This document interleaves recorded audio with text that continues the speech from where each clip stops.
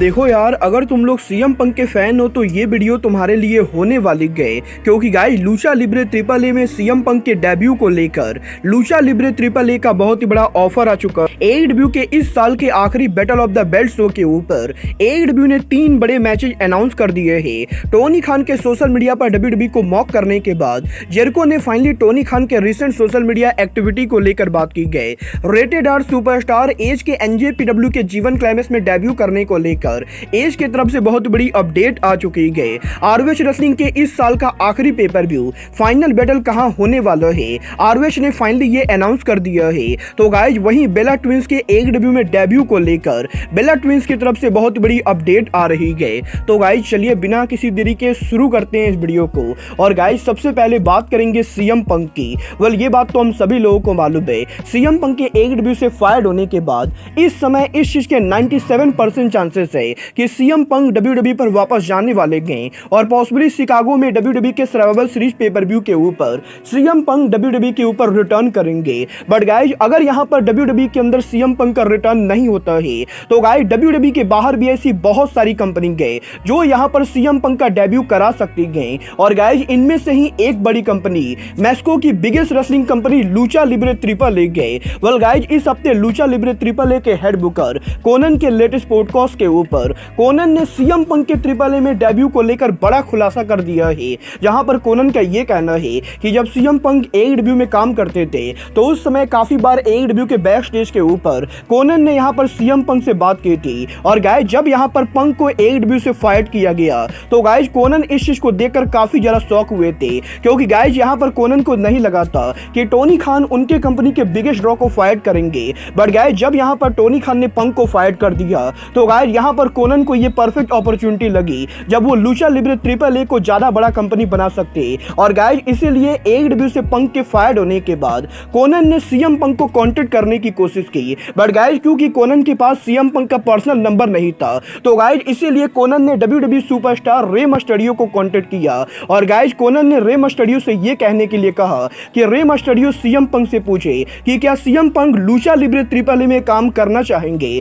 और क्योंकि रे मस्टरियो और सीएम पंक काफी करीबी दोस्त थे तो गाइस रे मस्टरियो ने फाइनली सीएम पंक से पूछा कि क्या वो यहां पर लूचा लिब्रे ट्रिपल ए में जाना चाहते हैं, क्योंकि Lucha Libre triple A CM Punk को अपनी कंपनी में चाहती गए। बट गाइस यहां पर सीएम पंक से जब रे मस्टरियो ने ये बात पूछी तो गाइस सीएम पंक की तरफ से इसको लेकर कोई भी जवाब नहीं आया है। और गाइस यहां पर कोनन का ये कहना है कि Lucha Libre triple A 100% CM Punk को लाना चाहती गए, क्योंकि गाइस सीएम पंक के मैक्सिको में आने से मैक्सिको रेसलिंग के अंदर एक नया इवोल्यूशन आ सकता है। बट गाइस यहां पर अभी तक सीएम पंक की तरफ से कोनन को कोई भी जवाब नहीं मिला है। और गाइस इसीलिए अब कोनन को भी यही लगता है कि पॉसिबली सीएम पंक ने डब्ल्यूडब्ल्यूई के साथ एग्रीमेंट कर ली गए और गाइस डब्ल्यूडब्ल्यूई पर पंक के रिटर्न की वजह से ही वो यहां पर किसी और कंपनी के साथ बात नहीं करना चाहते गए। गाइस अब ये तो आने वाला टाइम बताएगा कि क्या सच में सीएम पंक डब्ल्यूडब्ल्यूई के साथ डील कर चुके गए या फिर सीएम पंक रेसलिंग को एक बार फिर से क्विट करना चाहते गए।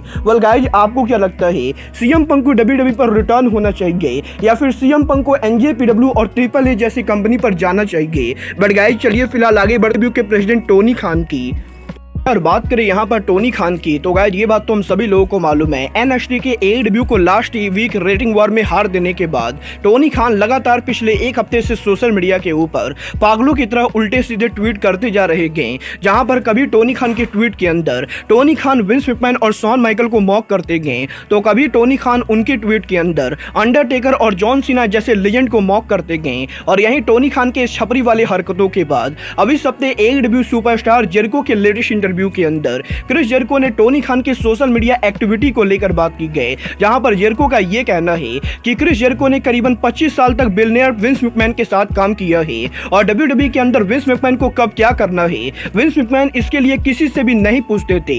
और अब यहां पर टोनी खान एक और बिलियनियर है जिसके साथ जेरिको काम करते गए और एडब्ल्यू के अंदर भी टोनी खान को क्या करना है इसके लिए टोनी खान को किसी से परमिशन लेने की जरूरत नहीं गई। और गाइस इतने साल तक रेसलिंग में काम करने के बाद जेरिको को एक बात तो समझ में आ चुकी है कि रेसलिंग कंपनी के ओनर जो चाहे कर सकते गए, क्योंकि guys at the end of the day वो कंपनी के मालिक है और कोई उनका कुछ भी नहीं बिगाड़ सकता है। और इसीलिए जेरिको टोनी खान के सोशल मीडिया एक्टिविटी पे टोनी खान को लेकर कुछ भी नहीं कहना चाहेंगे। वेल गाइज, आपको क्या लगता है टोनी खान का सोशल मीडिया पर ये छपरी वाली हरकतें करना आप लोग सपोर्ट करते हो या नहीं, आप लोग मुझे बताएंगे। बट गाइज चलिए फिलहाल बात करते हैं AEW के इस हफ्ते के battle of the belt show की। वेल गाइज, अगर आप मालूम है तो मैं आप लोग को बता दूं, इस हफ्ते AEW कोलिजन के लाइव जाने के बाद AEW कंपनी सेम अरीना में उनका battle of the belt show करेगी, जहां पर AEW के इस साल के आखिरी battle of the belt show के ऊपर AEW का TBS championship on the line होगा, जहां पर क्रिस स्टेटलैंडर उनका TBS चैंपियनशिप विलो नाइटिंगेल के खिलाफ डिफेंड करेंगी। तो वहीं AEW के इंटरनेशनल चैंपियन ऑरेंज कैसिडी उनका इंटरनेशनल चैंपियनशिप जॉन सिल्वर के खिलाफ डिफेंड करेंगे। और इसके साथ साथ battle of the belt show के ऊपर दी अक्लेम AEW का ट्रियो चैंपियनशिप डेनियल गार्सिया और 2.0 के खिलाफ डिफेंड करेंगे। वेल, देखना बहुत ही दिलचस्प होने वाला है कि AEW के बैटल ऑफ द बेल्ट पर कोई टाइटल चेंज होता है या नहीं। बट गाइस, चलिए फिलहाल आगे बढ़ते हैं और बात करते हैं ROH रेसलिंग के इस साल के आखिरी पेपर व्यू फाइनल बैटल 2023 की।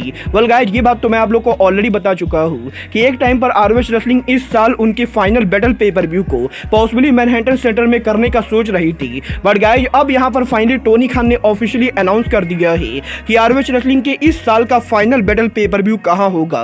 गाइस, ROH रेसलिंग ने आज ये ऑफिशियली अनाउंस कर दिया है कि ROH रेसलिंग 15 दिसंबर को उनका फाइनल बैटल पेपर व्यू करेगी, जो कि ROH के इस साल का तीसरा पेपर व्यू होने वाला है। और ये पेपर व्यू ROH कंपनी यहाँ पर कर्टिस कैलवेल सेंटर में करेगी, जिसकी कैपेसिटी करीबन 6000 से 7000 है। और मजेदार बात तो ये है कि 15 दिसंबर को ROH के फाइनल बैटल पेपर व्यू के बाद उसके अगले दिन सेम अरीना के अंदर AEW कंपनी उनके कोलिजन को करने वाली है। वेल, देखना बहुत ही दिलचस्प होने वाला है कि ROH के फाइनल बैटल और AEW कोलिजन के back to back same arena में होने की वजह से इन दोनों शो की टिकट सेल कैसी जाती है। बट गाइस, चलिए फिलहाल आगे बढ़ते हैं और बात करते हैं NJPW में डेब्यू करने की।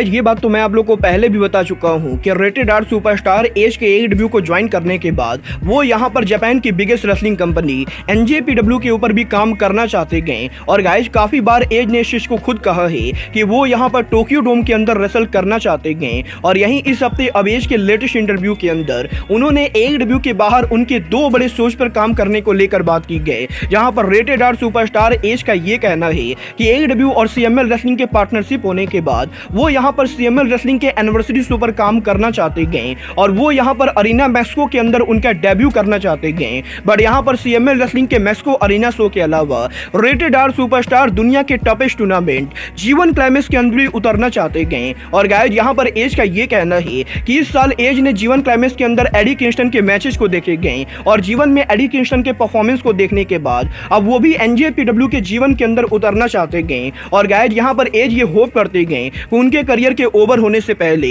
उन्हें यहाँ पर जीवन के अंदर काम करने का मौका मिलेगा।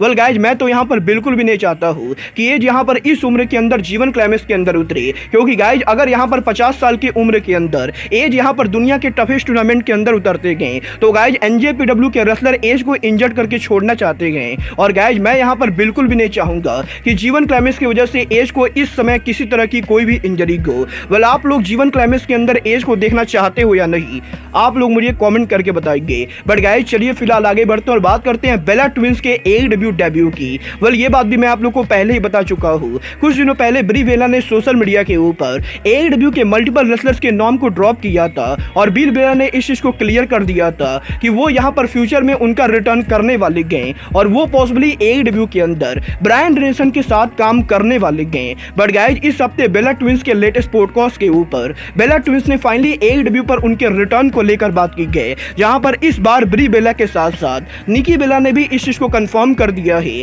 कि ये दोनों रेसलिंग के अंदर दोबारा वापस आने वाले गए। और गाइस, जैसे ही इन दोनों के बच्चे थोड़े से बड़े हो जाएंगे तो ये दोनों दोबारा से टेलीविजन रेसलिंग पर उनका रिटर्न करेंगे। और मजेदार बात तो ये है कि जब यहाँ पर बेला ट्विंस उनके पॉडकास्ट के ऊपर रेसलिंग बिजनेस के अंदर उनके रिटर्न को लेकर बात कर रहे थे तो गाइस, ये दोनों WWE पर रिटर्न को लेकर बात ना करके बल्कि AEW के ऊपर बात कर रहे थे। और गाइस, यहाँ पर ब्री बेला का ये कहना है है कि AEW के अंदर रेसलर्स को काफ़ी ज़्यादा फ्रीडम मिलती गई और AEW के अंदर रेसलर्स को ब्लड लॉस करने का मौका मिलता है, जो चीज़ें ब्री बेला को काफ़ी ज़्यादा पसंद आती गई। और गाइज इसीलिए पॉसिबली ब्री बेला जब यहाँ पर रेसलिंग पर उनका कमबैक करेंगी तो वो यहाँ पर AEW के ऊपर काम करना चाहेंगी। वेल गाइज यहाँ पर बेला ट्विंस की बातों से ये तो कंफर्म हो चुका है कि ये दोनों एक ना एक दिन AEW के अंदर आने वाली गए। बट गाइज सवाल ये है कि AEW के अंदर इनका डेब्यू कब होगा। वेल आप लोग बेला ट्विंस को AEW में किसके खिलाफ देखना चाहते हो, आप लोग मुझे कमेंट करके बताइए। बट गाइज अब आज के इस वीडियो में बस इतना ही। मैं मिलता हूँ आपसे अपने अगले वीडियो में।